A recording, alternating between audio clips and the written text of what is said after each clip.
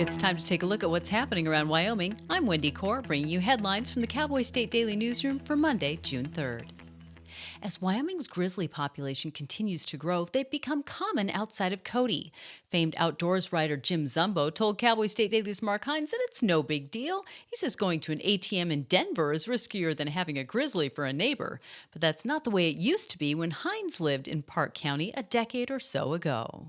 When I was there, yeah, you'd occasionally see bears coming down around Wapiti, possibly there could be one down by the reservoir. It was pretty rare. People I talked to, they said, they just accept it as a fact of life. They're cautious, but they're not afraid.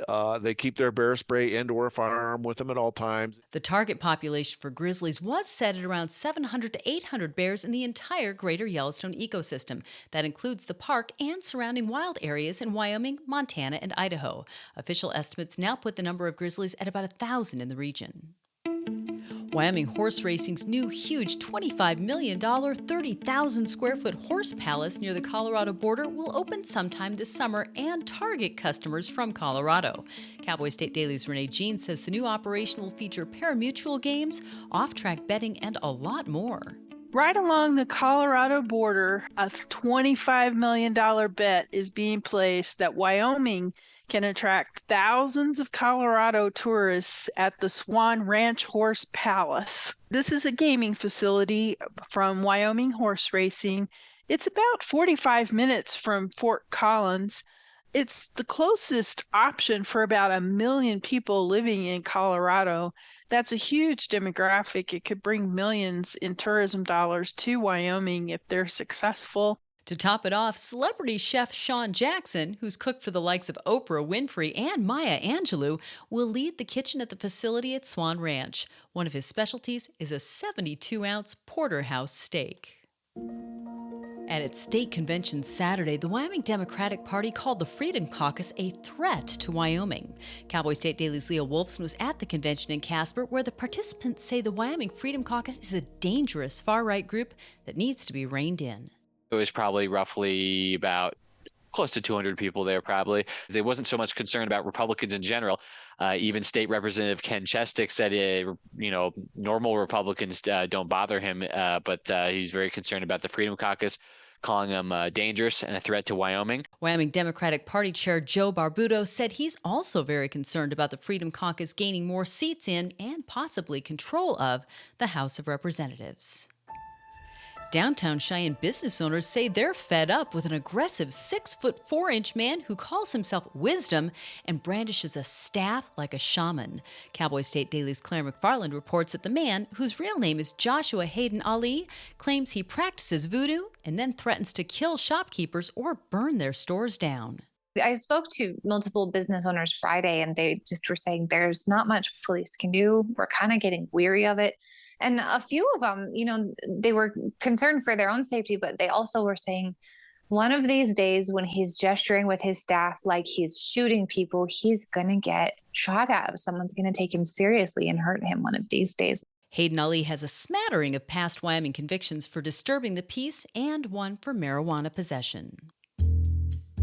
If county numbers on Wyoming license plates were assigned today by the same criteria as they were in 1930, there'd be a lot of changes. For example, Campbell County would be number 1 instead of Natrona, and Converse County would be number 2 instead of Laramie County. Cowboy State Daily's Andrew Rossi explains why. They were numbered based on their assessed value in 1930. So it would really shake things up if we were to renumber Wyoming's counties today based on that same metric. In 2023, Campbell County had an assessed value of $5.7 billion, which is the highest assessed value of any county by a significant margin. In 1930, Campbell County was ranked 17. Only 2 counties would have the same number after all this time. Fremont County would still be number 10, and Weston County would still be number 21. This was a news article on Cowboy State Daily. Oh, really? Yeah, I like Cowboy State Daily, by the way. And Andy and Jim Nelson are as famous as a couple of horseshoers get in rural Sublette County.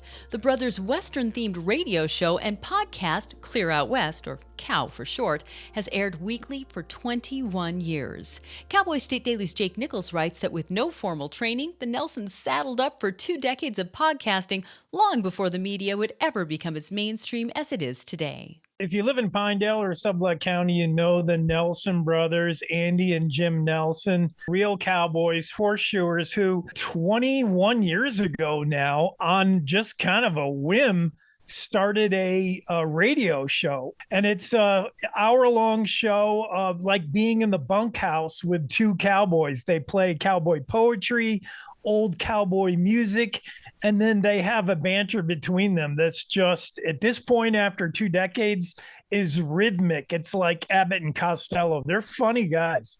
In all of COW's 21-year run, the first show kicked off Valentine's Day 2003, the brothers have never missed a show and never had to air a rerun.